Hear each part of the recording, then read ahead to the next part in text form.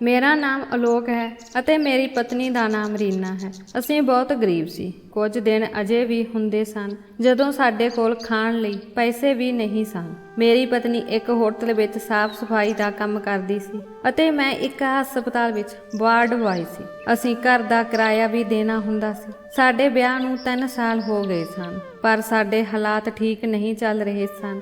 ਕਈ ਵਾਰ ਮੇਰੀ ਪਤਨੀ ਆਪਣੇ ਹੋਟਲ ਤੋਂ ਬਚਿਆ ਖੁਚਿਆ ਖਾਣਾ ਲਿਆਉਂਦੀ ਸੀ, ਜਿਸ ਨੂੰ ਅਸੀਂ ਖਾ ਲੈਂਦੇ ਸੀ। ਮੈਂ ਉਸ ਨੂੰ ਕਹਿੰਦਾ ਸੀ ਕਿ ਮੇਰੇ ਲਈ ਖਾਣਾ ਨਾ ਲੈ ਕੇ ਆਇਆ ਕਰੋ। ਜਿਹੜੇ ਲੋਕ ਆਪਣੇ ਪਲੇਟ ਵਿੱਚ ਖਾਣਾ ਛੱਡਦੇ ਹਨ, ਮੈਨੂੰ ਬਹੁਤ ਬੁਰਾ ਲੱਗਦਾ ਸੀ। ਮੈਂ ਉਸ ਨੂੰ ਨਾ ਕਰ ਦਿੱਤੀ, ਪਰ ਜੇ ਉਹ ਖਾਣਾ ਨਾ ਲਿਆਉਂਦੀ ਤਾਂ ਅਸੀਂ ਕੀ ਖਾਂਦੇ। ਪਰ ਇਹ ਆਪਣੀ ਥਾਂ ਤੇ ਸੱਚ ਸੀ। ਮੈਨੂੰ ਬਹੁਤ ਬੁਰਾ ਲੱਗਦਾ ਸੀ। ਜ਼ਿੰਦਗੀ ਇੰਨੀ ਬੱਤਰ ਹੋ ਗਈ ਸੀ ਕਿ ਲੋਕਾਂ ਦਾ ਬਚਿਆ ਹੋਇਆ ਭੋਜਨ ਖਾਣਾ ਪੈਂਦਾ ਸੀ। ਸਾਡੇ ਘਰ ਦਾ ਕਿਰਾਇਆ ਤਾਂ ਹੈ ਹੀ ਸੀ, ਇਸ ਤੋਂ ਇਲਾਵਾ ਸਾਨੂੰ ਬਿਜਲੀ ਦੇ ਬਿੱਲ ਅਤੇ ਘਰ ਦਾ ਰਾਸ਼ਨ ਵੀ ਲੈਣਾ ਪੈਂਦਾ ਸੀ, ਜੋ ਸਾਡੀਆਂ ਦੋਵਾਂ ਦੀਆਂ ਤਨਖਾਹਾਂ ਵਿੱਚੋਂ ਵੀ ਪੂਰਾ ਨਹੀਂ ਹੁੰਦਾ ਸੀ। ਮੈਂ ਬਹੁਤ ਦੁਖੀ ਸੀ, ਪਰ ਮੈਂ ਇੱਕ ਚੰਗਾ ਇਨਸਾਨ ਸੀ। ਮੈਂ ਅੱਜ ਤੱਕ ਕਦੇ ਕਿਸੇ ਦਾ ਬੁਰਾ ਨਹੀਂ ਕੀਤਾ ਸੀ। ਮੈਂ ਗਲਤ ਤਰੀਕਿਆਂ ਨਾਲ ਪੈਸਾ ਕਮਾਉਣਾ ਨਹੀਂ ਚਾਹੁੰਦਾ ਸੀ। ਨਹੀਂ ਤਾਂ ਅੱਜ ਕੱਲ੍ਹ ਹਸਪਤਾਲਾਂ ਵਿੱਚ ਰਿਸ਼ਵਤਖੋਰੀ ਬਹੁਤ ਹੈ। ਤੁਸੀਂ ਹਸਪਤਾਲ ਦੀ ਸਪਲਾਈ ਭੇਜ ਸਕਦੇ ਹੋ।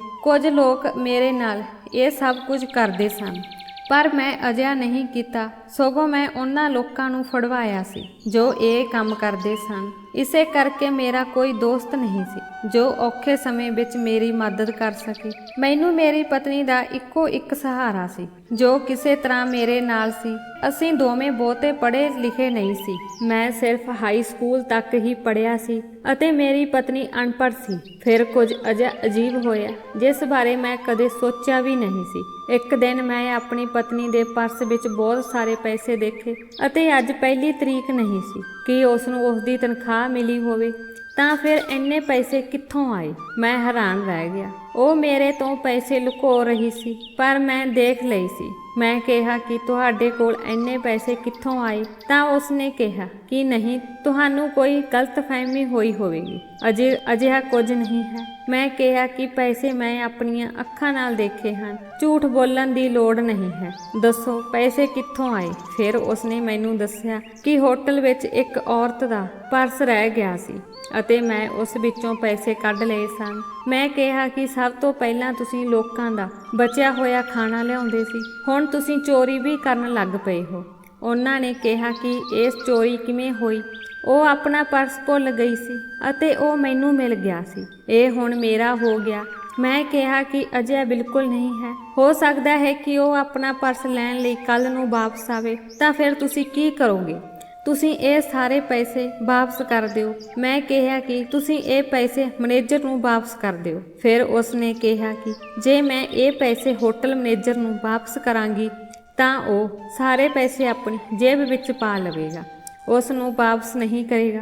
ਮੈਂ ਕਿਹਾ ਕਿ ਉਹ ਪੈਸੇ ਉਸ ਨੂੰ ਵਾਪਸ ਕਰੇ ਜਾਂ ਨਾ ਕਰੇ, ਪਰ ਤੁਹਾਨੂੰ ਆਪਣੇ ਵੱਲੋਂ ਕੁਝ ਗਲਤ ਨਹੀਂ ਕਰਨਾ ਚਾਹੀਦਾ। ਤੁਸੀਂ ਇਹ ਪੈਸੇ ਵਾਪਸ ਕਰ ਦਿਓ। ਮੇਰੀ ਪਤਨੀ ਨੇ ਕਿਹਾ ਕਿ ਠੀਕ ਹੈ ਅਤੇ ਅਗਲੇ ਦਿਨ ਉਸ ਨੇ ਪੈਸੇ ਵਾਪਸ ਕਰ ਦਿੱਤੇ ਅਤੇ ਫਿਰ ਸਾਡੇ ਕੋਲ ਕੁਝ ਖਾਣ ਲਈ ਵੀ ਪੈਸੇ ਨਹੀਂ ਸਨ। ਫਿਰ ਮੇਰੀ ਪਤਨੀ ਨੇ ਮੈਨੂੰ ਬਹੁਤ ਸਾਰੀਆਂ ਗੱਲਾਂ ਕਹੀਆਂ ਅਤੇ ਕਿਹਾ ਕਿ ਜੇਕਰ ਤੁਸੀਂ ਕੱਲ੍ਹ ਪੈਸੇ ਨਾ ਮੋੜੇ ਹੁੰਦੇ ਤਾਂ ਅੱਜ ਸਾਡੇ ਕੋਲ ਰੋਟੀ ਖਾਣ ਲਈ ਪੈਸੇ ਹੁੰਦੇ। ਮੈਂ ਉਸ ਨੂੰ ਕਿਹਾ ਕਿ ਦੇਖੋ, ਮੈਂ ਹਮੇਸ਼ਾ ਸਹੀ ਕੰਮ ਕਰਦਾ ਹਾਂ, ਮੈਨੂੰ ਗਲਤ ਕੰਮ ਕਰਨਾ ਪਸੰਦ ਨਹੀਂ ਹੈ ਅਤੇ ਤੁਸੀਂ ਵੀ ਇੱਕ ਚੰਗੇ ਇਨਸਾਨ ਸੀ, ਇਸ ਲਈ ਮੈਂ ਤੁਹਾਡੇ ਨਾਲ ਵਿਆਹ ਕਰਵਾਇਆ ਸੀ। ਮੇਰੀ ਪਤਨੀ ਕਹਿਣ ਲੱਗੀ ਕਿ ਸਿਰਫ ਇਮਾਨਦਾਰੀ ਨਾਲ ਪੇਟ ਨਹੀਂ ਭਰਦਾ, ਅੱਜ ਕੱਲ੍ਹ ਚੀਜ਼ਾਂ ਮਹਿੰਗੀਆਂ ਹੋ ਗਈਆਂ ਹਨ, ਅਸੀਂ ਸਭ ਕੁਝ ਕਿਵੇਂ ਕਰਾਂਗੇ? ਮੈਂ ਉਸ ਨੂੰ ਕਿਹਾ ਕਿ ਅਸੀਂ ਘੱਟ ਚੀਜ਼ਾਂ ਨਾਲ ਗੁਜ਼ਾਰਾ ਕਰਾਂਗੇ, ਪਰ ਚੋਰੀ ਨਹੀਂ ਕਰਾਂਗੇ ਅਤੇ ਕਿਸੇ ਦੀ ਗੈਰ ਹਾਜ਼ਰੀ ਵਿੱਚ ਕਿਸੇ ਦਾ ਸਮਾਨ ਚੁੱਕਣਾ ਉਹ ਵੀ ਚੋਰੀ ਹੀ ਹੁੰਦੀ ਹੈ। ਇਸ ਲਈ ਤੁਸੀਂ ਅੱਗੇ ਤੋਂ ਅਜਿਹਾ ਕੁਝ ਨਹੀਂ ਕਰੋਗੇ। ਜਦੋਂ ਮੈਂ ਇਹ ਗੱਲ ਆਪਣੀ ਪਤਨੀ ਨੂੰ ਕਹੀ ਸੀ ਤਾਂ ਉਹ ਬਹੁਤ ਗੁੱਸੇ ਵਿੱਚ ਸੀ ਅਤੇ ਮੇਰੇ ਨਾਲ ਠੀਕ ਤਰ੍ਹਾਂ ਨਾਲ ਗੱਲ ਵੀ ਨਹੀਂ ਕਰ ਰਹੀ ਸੀ, ਪਰ ਮੈਨੂੰ ਪਰਵਾਹ ਨਹੀਂ ਸੀ। ਮੈਨੂੰ ਪਤਾ ਸੀ ਕਿ ਉਹ ਆਪਣੇ ਆਪ ਠੀਕ ਹੋ ਜਾਵੇਗੀ, ਕਿਉਂਕਿ ਉਹ ਹਰਾਮ ਦਾ ਪੈਸਾ ਤੁਹਾਨੂੰ ਕਦੇ ਲਾਭ ਨਹੀਂ ਦਿੰਦਾ, ਸਗੋਂ ਇਹ ਤੁਹਾਨੂੰ ਕੋਈ ਨਾ ਕੋਈ ਨੁਕਸਾਨ ਹੀ ਦਿੰਦਾ ਹੈ। ਸਾਡੀ ਹਾਲਤ ਬਹੁਤ ਖਰਾਬ ਸੀ ਕਿਉਂਕਿ ਮਹੀਨੇ ਦੀ ਆਖਰੀ ਤਰੀਕ ਨੇੜੇ ਆ ਰਹੀ ਸੀ। ਇਸੇ ਲਈ ਮੇਰੀ ਪਤਨੀ ਮੈਨੂੰ ਹਰ ਰੋਜ਼ ਤਾਨੇ ਮਾਰਦੀ ਸੀ ਕਿ ਘਰ ਦਾ ਕਿਰਾਇਆ ਵੀ ਦੇਣਾ ਹੈ। ਉਹ ਪੈਸਾ ਰੱਬ ਨੇ ਦਿੱਤਾ ਦਿੱਤਾ ਸੀ ਅਤੇ ਹੋ ਸਕਦਾ ਹੈ ਕਿ ਪਰਮਾਤਮਾ ਨੇ ਸਾਡੀ ਮਦਦ ਕਰਨ ਲਈ ਹੀ ਭੇਜੇ ਹੋਣ, ਪਰ ਤੁਸੀਂ ਅਜਿਹੀਆਂ ਗੱਲਾਂ ਨਹੀਂ ਸਮਝਦੇ। ਤੁਸੀਂ ਸਿਰਫ ਸੱਚ ਦੇ ਪੁਜਾਰੀ ਹੋ। ਤੁਸੀਂ ਮੈਨੂੰ ਪੈਸੇ ਲਿਆ ਕੇ ਦਿਓ, ਕਿੱਥੋਂ ਮਰਜ਼ੀ, ਕਿਉਂਕਿ ਮੈਨੂੰ ਬਹੁਤ ਭੁੱਖ ਲੱਗੀ ਹੈ ਅਤੇ ਮੈਂ ਕੁਝ ਖਾਣਾ ਚਾਹੁੰਦੀ ਹਾਂ। ਮੈਂ ਸੋਚਿਆ ਕਿ ਮੇਰੀ ਪਤਨੀ ਮੇਰੀ ਗੱਲ ਮੰਨ ਲਵੇਗੀ, ਪਰ ਕੁਝ ਦਿਨਾਂ ਬਾਅਦ ਮੈਂ ਫਿਰ ਉਸ ਨੂੰ ਆਪਣੀ ਕੋਈ ਚੀਜ਼ ਲੁਕਾਉਂਦੇ ਹੋਏ ਦੇਖੀ। ਜਦੋਂ ਉਸਨੇ ਮੈਨੂੰ ਦੇਖਿਆ ਤਾਂ ਉਸਨੇ ਕਿਹਾ ਕਿ ਅਜਿਹਾ ਕੁਝ ਨਹੀਂ ਸੀ ਅਤੇ ਗੱਲ ਬਦਲ ਦਿੱਤੀ। ਉਸ ਤੋਂ ਬਾਅਦ ਅਚਾਨਕ ਉਹ ਮੇਰੇ ਨਾਲ ਠੀਕ ਵਿਵਹਾਰ ਕਰਨ ਲੱਗੀ, ਭਾਵੇਂ ਉਸਨੇ ਮੈਨੂੰ ਕਾਫੀ ਸਮੇਂ ਤੋਂ ਠੀਕ ਤਰ੍ਹਾਂ ਨਾਲ ਬੁਲਾਇਆ ਵੀ ਨਹੀਂ ਸੀ। ਮੇਰੇ ਕੋਲ ਇੰਨਾ ਸਮਾਂ ਵੀ ਨਹੀਂ ਹੁੰਦਾ ਸੀ। ਸ਼ਾਇਦ ਔਰਤ ਨੂੰ ਪਹਿਲਾਂ ਤੋਂ ਹੀ ਪਤਾ ਹੁੰਦਾ ਹੈ ਕਿ ਮਰਦ ਨੂੰ ਕਿਵੇਂ ਆਪਣੀਆਂ ਗੱਲਾਂ ਵਿੱਚ ਲਾਉਣਾ ਹੁੰਦਾ ਹੈ। ਇੱਕ ਦਿਨ ਮੇਰੀ ਪਤਨੀ ਨੇ ਮੈਨੂੰ ਇੱਕ ਚੀਜ਼ ਦਿਖਾਈ। ਉਸਨੇ ਕਿਹਾ ਕਿ ਇਹ ਚੀਜ਼ ਲੈਣਾ ਚਾਹੁੰਦੀ ਹਾਂ। ਉਹ ਬਹੁਤ ਪਿਆਰੀ ਅਲਮਾਰੀ ਸੀ। ਮੈਂ ਉਸ ਨੂੰ ਕਿਹਾ ਕਿ ਉਸ ਦੀ ਕੀਮਤ ਬਹੁਤ ਜ਼ਿਆਦਾ ਹੈ, ਅਸੀਂ ਇਸ ਨੂੰ ਨਹੀਂ ਲੈ ਸਕਦੇ। ਤੁਸੀਂ ਉਹ ਚੀਜ਼ ਕਿਉਂ ਦੇਖਦੇ ਹੋ ਜੋ ਅਸੀਂ ਖਰੀਦ ਨਹੀਂ ਸਕਦੇ? ਉਸਨੇ ਕਿਹਾ ਕਿ ਜੇਕਰ ਅਸੀਂ ਖਰੀਦ ਨਹੀਂ ਸਕਦੇ ਤਾਂ ਇਸ ਦਾ ਮਤਲਬ ਇਹ ਵੀ ਨਹੀਂ ਕਿ ਅਸੀਂ ਇਸ ਨੂੰ ਦੇਖ ਵੀ ਨਹੀਂ ਸਕਦੇ। ਮੈਨੂੰ ਇਹ ਅਲਮਾਰੀ ਪਸੰਦ ਹੈ। ਮੈਂ ਕਿਹਾ ਠੀਕ ਹੈ, ਇੱਕ ਦਿਨ ਮੈਂ ਤੁਹਾਡੇ ਲਈ ਇਹ ਅਲਮਾਰੀ ਖਰੀਦ ਲਵਾਂਗਾ। ਪਰ ਮੈਨੂੰ ਪਤਾ ਸੀ ਕਿ ਸਾਡੇ ਕੋਲ ਇੰਨੇ ਪੈਸੇ ਕਦੇ ਨਹੀਂ ਹੋਣਗੇ ਅਤੇ ਫਿਰ ਮੇਰੀ ਪਤਨੀ ਚੁੱਪ ਹੋ ਗਈ ਅਤੇ ਇੱਕ ਹਫ਼ਤੇ ਬਾਅਦ ਮੈਂ ਇਹ ਦੇਖ ਕੇ ਹੈਰਾਨ ਰਹਿ ਗਿਆ ਕਿ ਉਸਨੇ ਉਹੀ ਅਲਮਾਰੀ ਖਰੀਦ ਲਈ ਸੀ ਅਤੇ ਉਹ ਅਲਮਾਰੀ ਸਾਡੇ ਘਰ ਵੀ ਆ ਗਈ ਸੀ।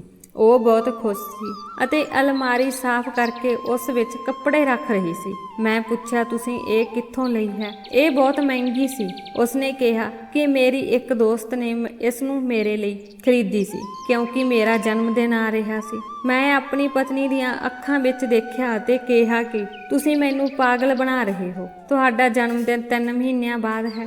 ਮੇਰੀ ਪਤਨੀ ਥੋੜੀ ਘਬਰਾ ਗਈ ਅਤੇ ਕਹਿਣ ਲੱਗੀ ਕਿ ਹਾਂ, ਮੇਰੀ ਉਹ ਦੋਸਤ ਵਿਦੇਸ਼ ਜਾ ਰਹੀ ਹੈ। ਉਹ 3 ਮਹੀਨਿਆਂ ਬਾਅਦ ਇੱਥੇ ਨਹੀਂ ਹੋਵੇਗੀ, ਇਸ ਲਈ ਉਹ ਪਹਿਲਾਂ ਹੀ ਮੈਨੂੰ ਮੇਰਾ ਗਿਫਟ ਦੇ ਗਈ ਹੈ। ਉਹ ਮੇਰੀ ਬਹੁਤ ਚੰਗੀ ਦੋਸਤ ਹੈ। ਮੈਂ ਹੈਰਾਨ ਸੀ ਕਿ ਅੱਜ ਕੱਲ੍ਹ ਕੋਈ ਵੀ ਇੰਨਾ ਚੰਗਾ ਨਹੀਂ ਹੁੰਦਾ ਜੋ ਇੰਨਾ ਮਹਿੰਗਾ ਤੋਹਫਾ ਦੇ ਦੇਵੇ। ਫਿਰ ਮੇਰੀ ਪਤਨੀ ਦੀ ਇਹ ਦੋਸਤ ਅਚਾਨਕ ਕਿੱਥੋਂ ਆ ਗਈ? ਮੇਰੀ ਪਤਨੀ ਕਹਿੰਦੀ ਸੀ ਕਿ ਮੈਂ ਸਫਾਈ ਦਾ ਕੰਮ ਕਰਦੀ ਹਾਂ, ਇਸ ਲਈ ਕੋਈ ਮੇਰੇ ਨਾਲ ਦੋਸਤੀ ਨਹੀਂ ਕਰਦਾ ਅਤੇ ਮੇਰੇ ਪੁਰਾਣੇ ਦੋਸਤ ਵੀ ਮੇਰੇ ਨਾਲ ਗੁੱਸੇ ਹੋ ਗਏ ਅਤੇ ਉਹਨਾਂ ਨੇ ਵੀ ਮੇਰੇ ਨਾਲ ਬੈਠਣਾ ਬੰਦ ਕਰ ਦਿੱਤਾ।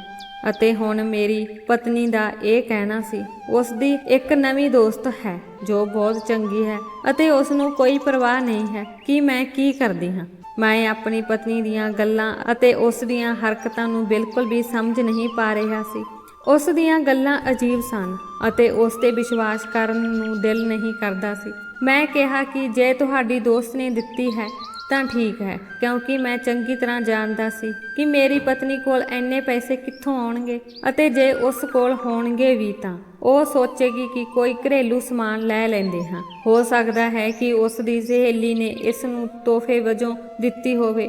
ਸ਼ਾਇਦ ਮੈਂ ਵੀ ਕੁਝ ਜ਼ਰੂਰਤ ਤੋਂ ਜ਼ਿਆਦਾ ਸੋਚ ਰਿਹਾ ਸੀ। ਮੇਰੇ ਕੋਲ ਕੋਈ ਪੈਸਾ ਨਹੀਂ ਸੀ, ਫਿਰ ਵੀ ਮੇਰੀ ਪਤਨੀ ਨੇ ਮੇਰਾ ਸਾਥ ਦਿੱਤਾ, ਮੇਰੀ ਹਰ ਤਰ੍ਹਾਂ ਨਾਲ ਮਦਦ ਕਰਨ ਦੀ ਕੋਸ਼ਿਸ਼ ਕੀਤੀ। ਮੈਨੂੰ ਉਸ ਬਾਰੇ ਇਸ ਤਰ੍ਹਾਂ ਨਹੀਂ ਸੋਚਣਾ ਚਾਹੀਦਾ ਸੀ। ਇਸ ਲਈ 1 ਮਹੀਨਾ ਬੀਤ ਗਿਆ ਅਤੇ ਮੈਂ ਇਸ ਬਾਰੇ ਭੁੱਲ ਗਿਆ। ਸਭ ਕੁਝ ਠੀਕ ਚੱਲ ਰਿਹਾ ਸੀ, ਪਰ ਇੱਕ ਦਿਨ ਮੇਰੀ ਪਤਨੀ ਬੇਹੋਸ਼ ਹੋ ਗਈ ਅਤੇ ਮੈਂ ਉਸ ਨੂੰ ਚੁੱਕ ਕੇ ਡਾਕਟਰ ਕੋਲ ਲੈ ਗਿਆ। ਡਾਕਟਰ ਨੇ ਕਿਹਾ ਕਿ ਤੁਹਾਡੀ ਪਤਨੀ ਨੂੰ ਮਿੱਟੀ ਤੋਂ ਅਲਰਜੀ ਹੈ, ਤੁਸੀਂ ਉਸ ਨੂੰ ਕਹੋ ਕਿ ਮਿੱਟੀ ਵਾਲਾ ਕੋਈ ਕੰਮ ਨਾ ਕਰੇ।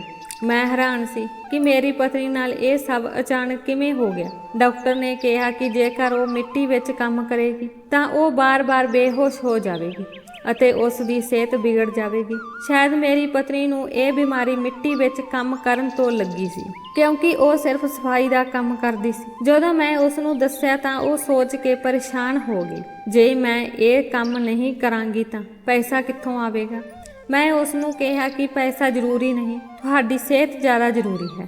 ਅੱਜ ਤੋਂ ਤੁਸੀਂ ਕੰਮ ਤੇ ਨਹੀਂ ਜਾਣਾ, ਅਸੀਂ ਥੋੜੇ ਜਿਹੇ ਪੈਸਿਆਂ ਨਾਲ ਗੁਜ਼ਾਰਾ ਕਰ ਲਵਾਂਗੇ। ਪਰ ਮੇਰੀ ਪਤਨੀ ਨੇ ਮੇਰੇ ਨਾਲ ਝਗੜਾ ਕਰਨਾ ਸ਼ੁਰੂ ਕਰ ਦਿੱਤਾ ਅਤੇ ਕਿਹਾ ਕਿ ਅਸੀਂ ਇਸ ਥੋੜੇ ਜਿਹੇ ਪੈਸਿਆਂ ਤੇ ਗੁਜ਼ਾਰਾ ਨਹੀਂ ਕਰ ਸਕਾਂਗੇ। ਤੁਸੀਂ ਜਾਣਦੇ ਹੋ ਕਿ ਸਾਡੇ ਕਿੰਨੇ ਖਰਚੇ ਹਨ ਅਤੇ ਮੈਂ ਬੱਚਾ ਪੈਦਾ ਕਰਨਾ ਚਾਹੁੰਦੀ ਹਾਂ, ਪਰ ਇਸ ਲਈ ਨਹੀਂ ਕਰਦੀ ਕਿਉਂਕਿ ਸਾਡੇ ਕੋਲ ਪੈਸੇ ਨਹੀਂ ਹਨ। ਹੁਣ ਜੇ ਮੈਂ ਵੀ ਇਹ ਨੌਕਰੀ ਛੱਡ ਦਿੱਤੀ ਫਿਰ ਸਾਡੀ ਹਾਲਤ ਹੋਰ ਵੀ ਮਾੜੀ ਹੋ ਜਾਵੇ। ਜਾਵੇਗੀ। ਮੈਂ ਆਪਣੀ ਪਤਨੀ ਨੂੰ ਕਿਹਾ ਕਿ ਮੈਂ ਅਜੇ ਜਿੰਦਾ ਹਾਂ, ਮਰਿਆ ਨਹੀਂ, ਮੈਂ ਖੁਦ ਕੁਝ ਕਰਾਂਗਾ, ਇਸ ਲਈ ਚਿੰਤਾ ਕਰਨ ਦੀ ਕੋਈ ਲੋੜ ਨਹੀਂ ਹੈ। ਮੈਂ ਤੁਹਾਡੇ ਲਈ ਕੋਈ ਕੰਮ ਲੱਭਾਂਗਾ ਤਾਂ ਜੋ ਤੁਹਾਨੂੰ ਗੰਦਗੀ ਅਤੇ ਮਿੱਟੀ ਵਿੱਚ ਕੰਮ ਨਾ ਕਰਨਾ ਪਵੇ। ਉਦੋਂ ਤੱਕ ਤੁਸੀਂ ਘਰ ਵਿੱਚ ਆਰਾਮ ਕਰੋ। ਮੈਂ ਆਪਣੀ ਪਤਨੀ ਲਈ ਕੋਈ ਕੰਮ ਨਹੀਂ ਲੱਭ ਰਿਹਾ ਸੀ। ਉਸਨੇ ਬਹੁਤ ਕੰਮ ਕੀਤਾ ਸੀ। ਮੈਂ ਉਸ ਨੂੰ ਚੁੱਪ ਕਰਾਉਣ ਲਈ ਹੀ ਕਿਹਾ ਸੀ ਅਤੇ ਉਹ ਵੀ ਚੁੱਪ ਹੋ ਗਈ ਸੀ। ਉਹ 2 ਦਿਨਾਂ ਤੋਂ ਕੰਮ ਤੇ ਨਹੀਂ ਗਈ ਸੀ ਅਤੇ ਹੁਣ ਉਸ ਦਾ ਸਿਹਤ ਬਿਲਕੁਲ ਠੀਕ ਸੀ। ਉਸ ਨੇ ਕਿਹਾ ਕਿ ਹੁਣ ਮੇਰੀ ਸਿਹਤ ਬਿਲਕੁਲ ਠੀਕ ਹੈ। ਮੈਂ ਕਿਹਾ ਇਹ ਚੰਗੀ ਗੱਲ ਹੈ ਅਤੇ ਆਰਾਮ ਕਰੋ ਤਾਂ ਜੋ ਤੁਹਾਡੀ ਸਿਹਤ ਹੋਰ ਠੀਕ ਹੋ ਜਾਵੇ। ਪਰ ਅਚਾਨਕ ਉਹ ਕਹਿਣ ਲੱਗੀ ਕਿ ਮੈਂ ਕੰਮ ਤੇ ਜਾਣਾ ਹੈ। ਮੈਂ ਕਿਹਾ ਕੰਮ ਤੇ ਜਾਣ ਦੀ ਕੋਈ ਲੋੜ ਨਹੀਂ, ਘਰ ਵਿੱਚ ਆਰਾਮ ਕਰੋ। ਮੇਰੀ ਗੱਲ ਤੇ ਉਹ ਫਿਰ ਚੁੱਪ ਹੋ ਗਈ, ਪਰ ਇੰਜ ਲੱਗਦਾ ਸੀ ਕਿ ਉਸ ਨੂੰ ਬਹੁਤ ਗੁੱਸਾ ਆਇਆ ਹੋਵੇ ਅਤੇ ਫਿਰ ਕੁਝ ਅਜਿਹਾ ਹੋਇਆ ਜਿਸ ਨੇ ਮੈਨੂੰ ਹੈਰਾਨ ਕਰ ਦਿੱਤਾ, ਕਿਉਂਕਿ ਜਦੋਂ ਮੈਂ ਘਰ ਆਇਆ ਤਾਂ ਮੇਰੀ ਪਤਨੀ ਘਰ ਨਹੀਂ ਸੀ। ਮੈਂ ਕਿਹਾ ਕਿ ਇਹ ਕਿੱਥੇ ਜਾ ਸਕਦੀ ਹੈ। ਉਸ ਦਾ ਫੋਨ ਵੀ ਬੰਦ ਸੀ ਅਤੇ ਪਤਾ ਨਹੀਂ ਕਿੱਥੇ ਗਈ ਸੀ। ਮੈਂ ਉਸ ਲਈ ਬਹੁਤ ਚਿੰਤਤ ਸੀ, ਪਰ ਉਹ ਉਸ ਸਮੇਂ ਵਾਪਸ ਆ ਗਈ ਸੀ ਜਿਸ ਸਮੇਂ ਉਹ ਕੰਮ ਤੋਂ ਵਾਪਸ ਆਉਂਦੀ ਸੀ ਅਤੇ ਮੈਂ ਦੇਖਿਆ ਕਿ ਉਸ ਕੋਲ ਇੱਕ ਬੈਗ ਵੀ ਸੀ ਜਿਸ ਨੂੰ ਉਹ ਕੰਮ ਤੇ ਜਾਣ ਵੇਲੇ ਲੈ ਕੇ ਜਾਂਦੀ ਸੀ।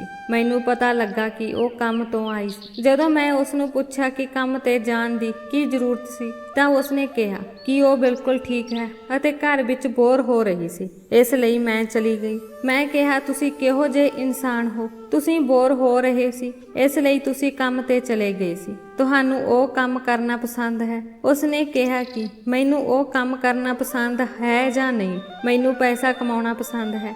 ਮੈਂ ਕਿਹਾ ਤੈਨੂੰ ਇੰਨੇ ਪੈਸੇ ਨਹੀਂ ਮਿਲਦੇ, ਥੋੜੇ ਤਾਂ ਪੈਸੇ ਮਿਲਦੇ ਹਨ, ਫਿਰ ਵੀ ਪਾਗਲ ਹੋ ਰਹੀ ਹੋ। ਖੈਰ ਮੈਂ ਉਸ ਨੂੰ ਮਨਾ ਕੀਤਾ, ਪਰ ਉਸਨੇ ਅਗਲੇ ਦਿਨ ਵੀ ਅਜਿਹਾ ਹੀ ਕੀਤਾ। ਉਹ ਬਿਮਾਰ ਸੀ ਅਤੇ ਮਿੱਟੀ ਤੋਂ ਐਲਰਜੀ ਸੀ, ਪਰ ਫਿਰ ਵੀ ਉਹ ਉਹੀ ਕੰਮ ਕਰਨ ਲਈ ਬਾਰ-ਬਾਰ ਜਾ ਰਹੀ ਸੀ। ਮੈਨੂੰ ਮਹਿਸੂਸ ਹੋਣ ਲੱਗਾ ਕਿ ਕੁਝ ਗੜਬੜ ਹੈ। ਮੇਰੀ ਪਤਨੀ ਕੰਮ ਕਰਨ ਲਈ ਇੰਨੀ ਬੇਚੈਨ ਕਿਉਂ ਹੋ ਰਹੀ ਸੀ। ਇੱਕ ਦਿਨ ਮੈਂ ਸੋਚਿਆ ਕਿ ਮੈਂ ਉਸ ਦੇ ਹੋਟਲ ਵਿੱਚ ਜਾਵਾਂਗਾ ਅਤੇ ਉਹਨਾਂ ਲੋਕਾਂ ਨੂੰ ਕਹਾਂਗਾ ਕਿ ਉਹ ਉਸ ਨੂੰ ਨੌਕਰੀ ਤੋਂ ਕੱਢ ਦੇਣ, ਕਿਉਂਕਿ ਇਹ ਘਰ ਵਿੱਚ ਬੈਠਣ ਵਾਲੀ ਤਾਂ ਨਹੀਂ ਹੈ। ਮੈਨੂੰ ਇਹ ਵਿਚਾਰ ਬਹੁਤ ਵਧੀਆ ਲੱਗਿਆ। ਮੈਂ ਉੱਥੇ ਜਾ ਕੇ ਮੈਨੇਜਰ ਨਾਲ ਗੱਲ ਕੀਤੀ। ਜਦੋਂ ਮੈਂ ਕਿਹਾ ਮੇਰੀ ਪਤਨੀ ਨੂੰ ਕੰਮ ਤੋਂ ਕੱਢ ਦਿਓ ਤਾਂ ਉਸਨੇ ਕਿਹਾ ਕਿ ਤੇਰੀ ਕਿਹੜੀ ਪਤਨੀ ਹੈ, ਉਸ ਦਾ ਨਾਮ ਦੱਸੋ। ਜਦੋਂ ਮੈਂ ਉਸ ਨੂੰ ਆਪਣੀ ਪਤਨੀ ਦਾ ਨਾਮ ਦੱਸਿਆ ਤਾਂ ਉਹ ਹੈਰਾਨ ਰਹਿ ਗਿਆ। ਮੈਂ ਸੋਚਿਆ ਕਿ ਉਹ ਮੇਰੀ ਪਤਨੀ ਬਾਰੇ ਨਹੀਂ ਜਾਣਦਾ ਸੀ। ਉਸ ਨੇ ਦੱਸਿਆ ਕਿ ਤੁਹਾਡੀ ਪਤਨੀ 1 ਸਾਲ ਪਹਿਲਾਂ ਇੱਥੇ ਕੰਮ ਕਰਦੀ ਸੀ,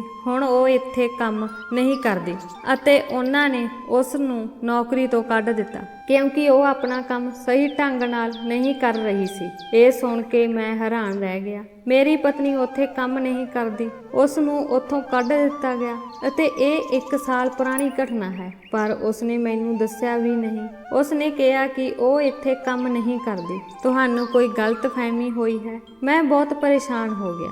ਮੈਨੂੰ ਸਮਝ ਨਹੀਂ ਆ ਰਹੀ ਸੀ ਕਿ ਮੈਂ ਕੀ ਕਰਾਂ। ਫਿਰ ਮੇਰੀ ਪਤਨੀ ਕਿੱਥੇ ਜਾਂਦੀ ਹੈ, ਕੀ ਕੰਮ ਕਰਦੀ ਸੀ, ਪੈਸੇ ਕਿੱਥੋਂ ਆਉਂਦੇ ਸੀ। ਜੇ ਉਹ ਕਿਸੇ ਹੋਰ ਹੋਟਲ ਵਿੱਚ ਕੰਮ ਕਰਦੀ ਸੀ ਤਾਂ ਉਹ ਮੈਨੂੰ ਦੱਸ ਸਕਦੀ ਸੀ। ਇਸ ਵਿੱਚ ਛੁਪਾਉਣ ਵਾਲੀ ਕੀ ਗੱਲ ਸੀ ਅਤੇ ਜੇ ਉਸਨੇ ਮੇਰੇ ਤੋਂ ਛੁਪਾਇਆ ਸੀ ਤਾਂ ਇਸ ਦਾ ਮਤਲਬ ਇਹ ਸੀ ਕਿ ਜ਼ਰੂਰ ਕੋਈ ਗੜਬੜ ਹੈ। ਜੇ ਮੈਂ ਆਪਣੀ ਪਤਨੀ ਨੂੰ ਪੁੱਛਿਆ ਤਾਂ ਉਹ ਮੈਨੂੰ ਕਦੇ ਸੱਚ ਨਹੀਂ ਦੱਸੇਗੀ। ਉਹ ਮੈਨੂੰ ਆਪਣੇ ਸ਼ਬਦਾਂ ਨਾਲ ਉਲਝਾਉਂਦੀ ਅਤੇ ਕੋਈ ਨਾ ਕੋਈ ਝੂਠ ਬੋਲਦੀ।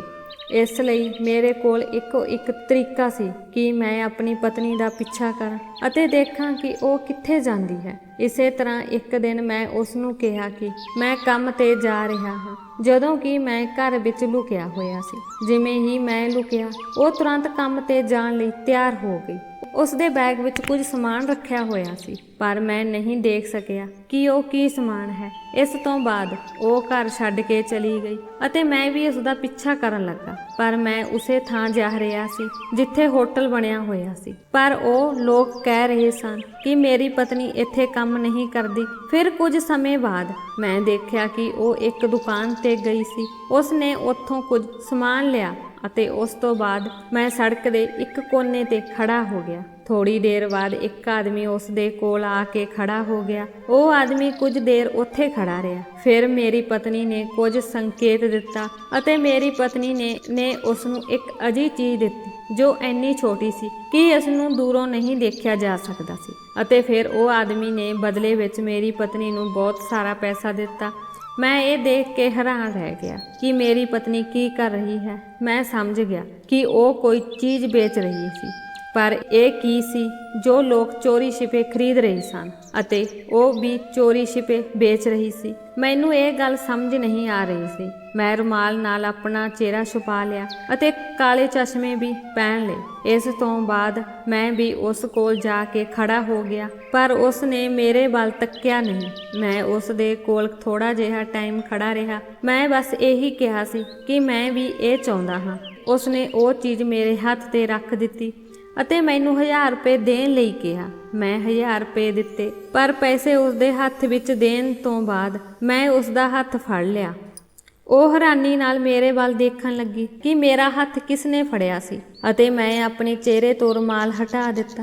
ਮੈਨੂੰ ਦੇਖ ਕੇ ਉਹ ਦੰਗ ਰਹਿ ਗਈ ਅਤੇ ਬਹੁਤ ਪਰੇਸ਼ਾਨ ਹੋ ਗਈ। ਮੈਂ ਕਿਹਾ, ਤੁਸੀਂ ਇੱਥੇ ਕੀ ਕਰ ਰਹੇ ਹੋ? ਅਤੇ ਉਹ ਕਿਸੇ ਵੀ ਗੱਲ ਦਾ ਜਵਾਬ ਨਹੀਂ ਦੇ ਰਹੀ ਸੀ। ਉਸ ਕੋਲ ਕਹਿਣ ਲਈ ਕੁਝ ਨਹੀਂ ਸੀ। ਮੈਂ ਕਿਹਾ, ਇੱਥੋਂ ਚੁੱਪਚਾਪ ਮੇਰੇ ਨਾਲ ਸਿੱਧਾ ਘਰ ਚਲੋ। ਉਹ ਚੁੱਪਚਾਪ ਘਰ ਆ ਗਈ ਅਤੇ ਮੈਂ ਉਸ ਨੂੰ ਪੁੱਛਿਆ ਕਿ ਤੁਸੀਂ ਇਹ ਸਭ ਕੀ ਕਰ ਰਹੇ ਹੋ? ਉਹ ਬਹੁਤ ਪਰੇਸ਼ਾਨ ਸੀ ਕਿਉਂਕਿ ਜੋ ਚੀਜ਼ ਮੈਂ ਫੜੀ ਹੋਈ ਸੀ ਉਹ ਇੱਕ ਨਸ਼ਾ ਸੀ। ਮੇਰੀ ਪਤਨੀ ਨਜਾਇਜ਼ ਤੌਰ ਤੇ ਨਸ਼ੇ ਦਾ ਕਾਰੋਬਾਰ ਕਰਦੀ ਸੀ ਅਤੇ ਇਸੇ ਕਰਕੇ ਉਸ ਨੂੰ ਉਸ ਸੜਕ ਤੇ ਖੜਦਿਆਂ ਮਿੱਟੀ ਤੋਂ ਐਲਰਜੀ ਹੋ ਗਈ ਕਿਉਂਕਿ ਸੜਕ ਦੇ ਕਿਨਾਰੇ ਇੱਕ ਇਮਾਰਤ ਬਣ ਰਹੀ ਸੀ। ਮੇਰੀ ਪਤਨੀ ਬੁਰੀ ਤਰ੍ਹਾਂ ਰੋਣ ਲੱਗੀ ਅਤੇ ਉਸਨੇ ਕਿਹਾ ਕਿ ਮੈਨੂੰ ਮੇਰੀ ਨੌਕਰੀ ਤੋਂ ਕੱਢ ਦਿੱਤਾ ਗਿਆ ਸੀ।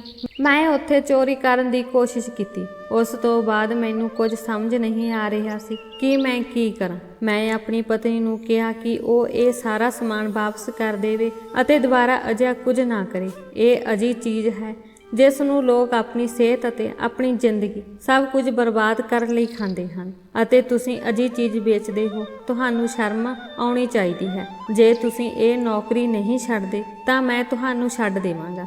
ਮੇਰੀ ਪਤਨੀ ਨੂੰ ਚਿੰਤਾ ਹੋ ਗਈ। ਉਸਨੇ ਕਿਹਾ ਕਿ ਮੈਂ ਇਹ ਕੰਮ ਛੱਡ ਦੇਵਾਂਗੀ ਅਤੇ ਉਸਨੇ ਅਜਿਹਾ ਕੀਤਾ। ਉਸਨੇ ਮੇਰੇ ਤੋਂ ਮਾਫੀ ਮੰਗੀ ਅਤੇ ਮੈਂ ਉਸ ਨੂੰ ਕਿਹਾ ਕਿ ਮੈਂ ਤੁਹਾਨੂੰ ਮਾਫ ਕਰ ਰਿਹਾ ਹਾਂ, ਪਰ ਜੇ ਮੈਨੂੰ ਦੁਬਾਰਾ ਇਸ ਤਰ੍ਹਾਂ ਦੀ ਕੋਈ ਚੀਜ਼ ਬਾਰੇ ਪਤਾ ਲੱਗਿਆ ਤਾਂ ਮੈਂ ਤੁਹਾਨੂੰ ਛੱਡ ਦੇਵਾਂਗਾ। ਮੈਂ ਸੋਚਿਆ ਕਿ ਮੇਰੀ ਪਤਨੀ ਅਜਿਹੀ ਹਰਕਤ ਦੁਬਾਰਾ ਨਹੀਂ ਕਰੇਗੀ।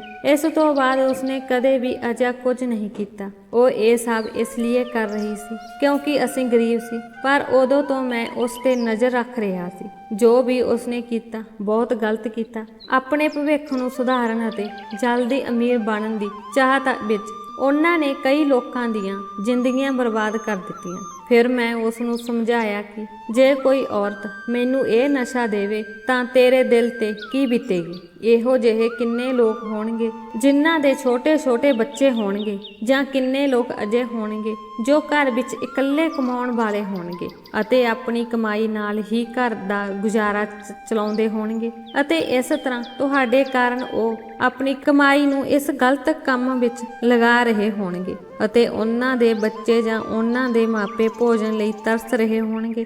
ਤੁਸੀਂ ਖੁਦ ਸੋਚੋ ਕਿ ਤੁਹਾਨੂੰ ਕਿੰਨੇ ਸ਼ਰਾਪ ਮਿਲਣਗੇ। ਕੀ ਤੁਸੀਂ ਸਾਰੀ ਉਮਰ ਸ਼ਾਂਤੀ ਪਾ ਸਕਦੇ ਹੋ? ਇਸ ਲਈ ਆਪਣੇ ਕੱਲ੍ਹ ਨੂੰ ਸੁਧਾਰਨ ਲਈ ਕਿਸੇ ਦਾ ਭਵਿੱਖ ਖਰਾਬ ਨਾ ਕਰੋ। ਆਪਣੀ ਜ਼ਿੰਦਗੀ ਨੂੰ ਬਿਹਤਰ ਬਣਾਉਣ ਲਈ ਕਿਸੇ ਦੀ ਜ਼ਿੰਦਗੀ ਵਿੱਚ ਦਖਲ ਨਾ ਦਿਓ।